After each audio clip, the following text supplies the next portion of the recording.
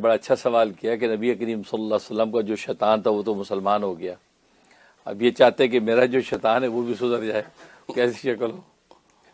تو مسئلہ یہ ہے کہ اصل میں وہ تو سدھر جائے گا، اگر وہ سدھر گیا تو پھر آپ کے لیے مصیبت ہو جائے گی، کیونکہ وہ پھر آپ کو سدھارے گا، کیونکہ نبی اس مقام پہ پہنچ چکے ہیں ان کا شیطان مسلمان ہو کر آپ کو کسی بھی درجے کی خیر کی تعلیم دے گا تو نبی کی شان تو اس خیر پر پہلے سے قائم ہے، آپ کو اس خیر پہ چلنے کے لیے کوئی پرابلم نہیں ہے۔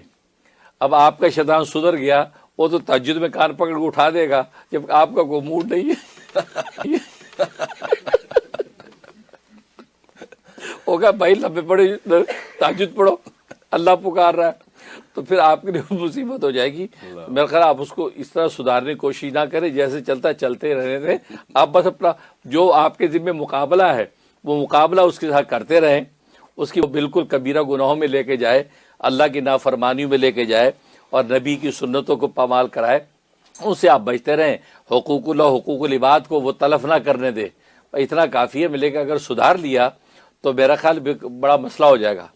اس کی مجھے ہنسی اس لیے آ رہی ہے، میں ایک عامل صاحب کو جانتا ہوں، ایک عامل ہے، بڑے مشہور عامل، کراچی کے، پتہ زندہ کے فوت ہو گئے، تو ان کے پاس موکل ہے، انہوں نے مختلف صورتوں کے موکل قابو کیے ہوئے ہیں۔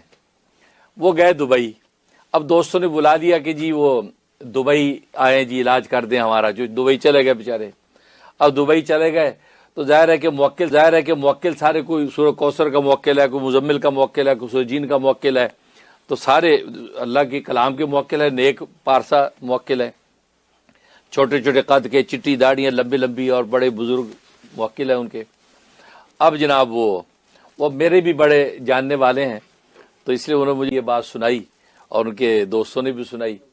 وہ دبئی گئے، اور دبئی جب چلے گئے تو وہاں خیر وہ جس دوست کے یہاں ٹھہرنا تھا علاج معالجہ کیا۔ اب اس کے بعد جو ہے وہ دوستوں نے کہا جی چلے ذرا دبئی گھومتے ہیں، تھوڑا سا دبئی گھومتے ہیں، بیچ پہ چلتے ہیں، دبئی کے آپ کو ڈاؤن ٹاؤن لے کے چلتے ہیں۔ اب دبئی جنہوں نے دیکھا ہے تو ان کو پتا ہے کہ دبئی کیا چیز ہے، تو وہاں تو ہر دنیا کی عیاشی اور فحاشی اور اوریانی پھرتی ہے۔ اب یہ عامل صاحب دبئی کے بازاروں میں گھوم رہے ہیں، اب وہاں تو ہر طرف گناہ ہی گناہ، شراب خانے کھلے ہوئے ہیں اور جناب عورتیں اوریاں پھر رہی ہیں اور جناب برا حال ہر طرف۔ اب وہ بار بار موکل ان کو حجے مارتا ہے کہ نکلو یہاں سے، یا کیا کر رہے ہو؟ ایک کہتا مجھے ادھر سے حجہ مارتا ہے، ایک ادھر سے مارتا ہے، کہتا حضرت آپ یہاں کیا کر رہے ہیں؟ وہ بیچ میں لے گئے، بیچ میں لوگ ننگے پڑے ہیں، اب وہ کہتے جی آپ بھی یہ پاجامہ پہن لیں، اندر ذرا جانا ہے۔ اب وہ موکلوں نے ان کو حجے مار بکھی جگہ دکھا دی میری کہ آپ نکلو یہاں سے، یہاں کیوں کھڑے؟ تو انہوں نے میزبانوں سے کہا کہ یار باسر گھر چلیں، کہ نہیں کیوں آپ کو دبئی پسند نہیں آیا، مزہ نہیں آیا؟ ابھی ان کو بتا سکتے نہیں کہ میرے ساتھ جو ہو رہا ہے، کیونکہ موکل تو نظر نہیں آ رہے، وہ اندر ہی اندر اس کو چونٹیاں بھر رہے ہیں۔ کہتے نہیں یار طبیعت ذرا میری خراب ہو رہی ہے، تو وہ یار اندر گھر چلو۔ تو خیر بیچارے پریشان ہوئے، ان کو گھر لے کے آ گئے، گھر بیٹھ کے آ کے 2 رکعت کا تو میں نے نماز توبہ پڑھی اور اللہ سے دعا کی، اور موکلوں سے کہا بھائی ایسا نہیں جاؤں گا۔ کہا کہ دیکھا اگر یہ حرکتیں آپ نے کرنی ہیں تو آپ نے اتنے چلے کاٹ کے، میں سورہ مزمل کا موکل ہوں، آپ نے مجھے قابو کیا ہے اور آپ گھوم رہے ہیں، اور سورج جین کا موکل کہتا آپ گھوم رہے ہیں وہاں ڈاؤن ٹاؤن میں، ننگی عورتیں پھر رہی ہیں، وہ گناہ برس رہا اور آپ وہاں کیا کرنے جا رہے ہیں؟ ہمیں بھی شرم آتی ہے، آئندہ اگر آپ کا تو ہم ساتھ نہیں جائیں گے۔ تو وہ کہتا وہ دن آج کا دن ہے، میں اپنے حجرے سے ہی نہیں نکلتا، جس نے آنا نہیں آ جائے۔ تو وہ مجھے اصل میں تمہارے سوال میں وہ آتی یاد آ گئی کہ جو سدھر گیا نا تو پھر آپ کی خیر نہیں ہے، آپ سدھارنے کی کوشش نہ کریں، پر موٹی موٹی جو چیزیں اس پہ عمل کریں۔ اس لیے نبی نے بھی نہیں کہا کہ آپ سب سدھارنے کی کوشش کرو، نبی نے اپنا تو مسلمان کر لیا، آپ کی قوت نبوت، لیکن امت کو نہیں کہا کہ سارے مسلمان کرو، ان کا بھی گائیڈ لائن بتا دیا آپ کو کہ حقوق اللہ میں کوئی کمی نہ ہو، حقوق العباد میں کمی نہ ہو، اور ظلم زیادتی نہیں ہونی چاہیے، وقت پہ 5 وقت کی نماز فرائض واجب پورے کرو بس۔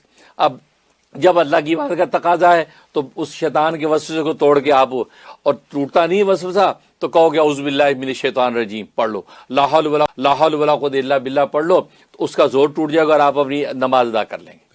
خدمت کا جذبہ اٹھا، اگر اسے رکاوٹ ڈالی، بخل حسد ڈالا، تو آپ اعوذ باللہ پڑھ کے اپنے خدمت، تو مطلب یہ اسی طرح تھوڑی تھوڑی کچھ تھی، کبھی اسے آپ کا دبوچ لیا، دبک بھی جائیں کوئی بات نہیں، ہے، اس لیے تھوڑا سا گناہ جب ہو جاتا ہے تو گناہ مزید نیکی میں آگے بڑھنے کا پیش خیمہ بنتا ہے. بس اوقات گناہ مزید ترقی کا باعث بن جاتا ہے، کیونکہ اس پر اتنی ندامت پیدا ہوتی ہے انسان پہ، اتنی ندامت پیدا ہوتی ہے کہ اس ندامت کی وجہ سے ہی اللہ تبارک و تعالیٰ روحانی وہ مناظر عطا کر دیتے ہیں جو عبادت سے نہیں ملتے. اس لیے اس میں بالکل ڈیسپریٹ نہیں ہونا چاہیے، نہ پریشان ہونا چاہیے. بہت سے لوگوں کو میں نے دیکھا اتنے مایوس ہو، تھوڑی کوئی خطا ہو گئی، کچھ صغیرہ گناہ بھی ہو گیا، بس وہ مایوس بیٹھے ہیں اور بس امید اب ان کو جہنم کی آگ نظر آ رہی. نہیں بھائی، اللہ بڑا رحیم و کریم ہے. بھائی ایک صحابی فرماتے ہیں نبی پاک سے پوچھ کے کہ یہ آخرت میں جو حساب کتاب اللہ جو لے گا کون سا خدا ہے؟ یہ وہی خدا ہے جو دنیا میں ہمیں رزق روٹی دے رہا ہے؟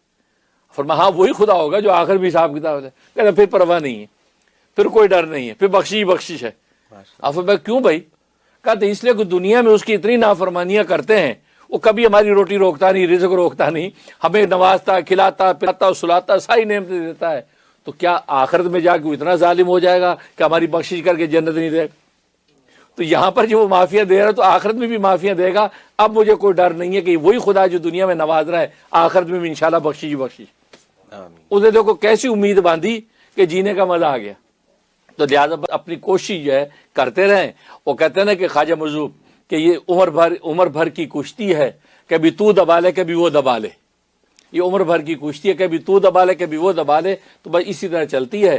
تو لہٰذا آخر میں اللہ کے ہاں پہنچیں گے. ترازو قائم ہی اس لیے ہوتا ہے کہ کس کشتی میں کتنے نمبر کتنے نمبر زیادہ ہوئے تو جنت کے دروازے کھل جائیں گے.